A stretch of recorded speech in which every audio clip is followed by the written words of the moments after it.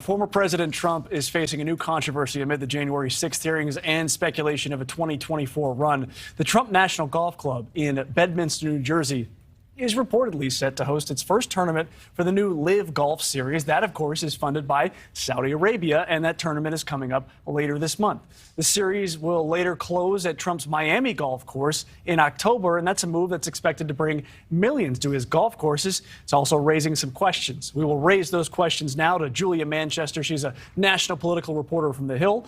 And we're going to start off with the 9/11 victims' families. They protested outside of Pumpkin Ridge, that's near Portland, Oregon, after a LIV golf tournament was taking place there. Are we looking at potential protests outside of Trump National Bedminster as well? Have we seen any statements from those folks?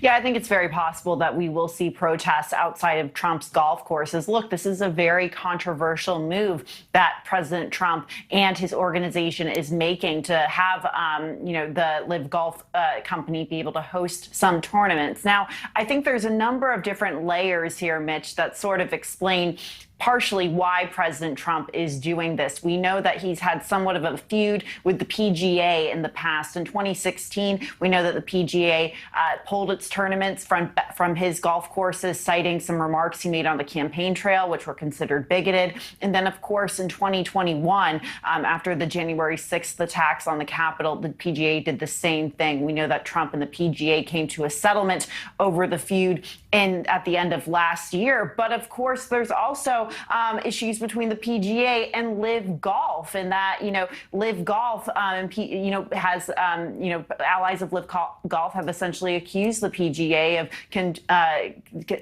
trafficking, if you will, and anti-competitive behavior between the two companies. So there's a lot of layers here, and I think a lot of folks watching this, Mitch, are saying that this is a plan for revenge on the part of Trump.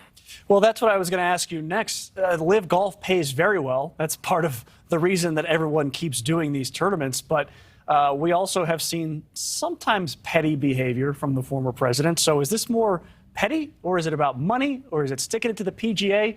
Do you have an opinion on that?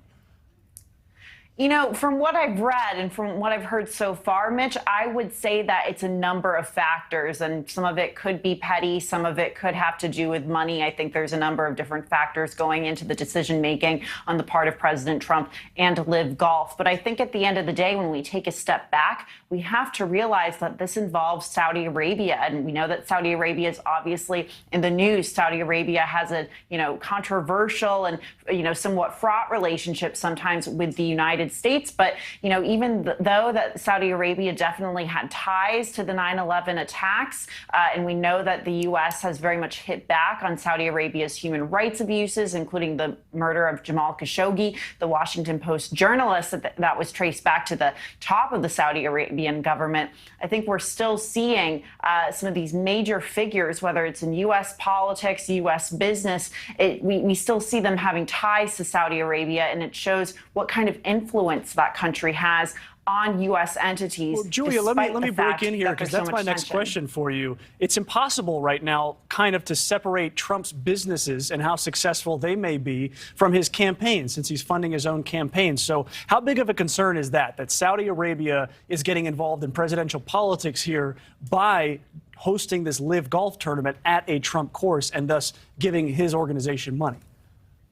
Yeah, it's a big concern, and I think it opens President Trump up to some vulnerabilities when it comes to campaigning and politicking. Look, I think probably some of his potential Republican primary rivals, if he faces them, or obviously Democrats going against Trump, will obviously bring this up and use it to hit him. We know that President Trump's critics, particularly on the left, have very much slammed him quite a bit for his ties to foreign governments. Remember, there was the Trump Hotel here in Washington, D.C. that recently just closed. There was always talk about foreign dignitaries and, foreign figures staying at that hotel while President Trump was president, and whether there was really a conflict of interest there. So it makes it it creates a very tangled web for the former president going forward. Thank you for watching. Go to newsnationnow.com to find News Nation on your television provider. And don't forget to click the red subscribe button below to get more of News Nation's fact-driven, unbiased coverage.